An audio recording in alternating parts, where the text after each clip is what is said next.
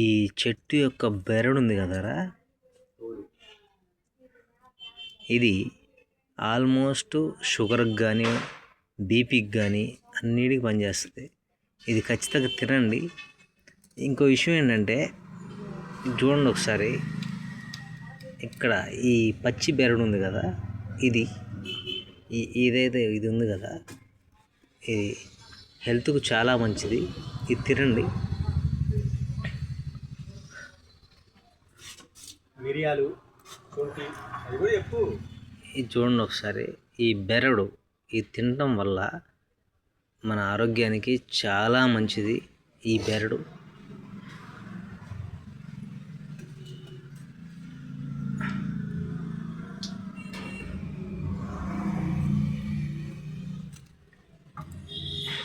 వేడి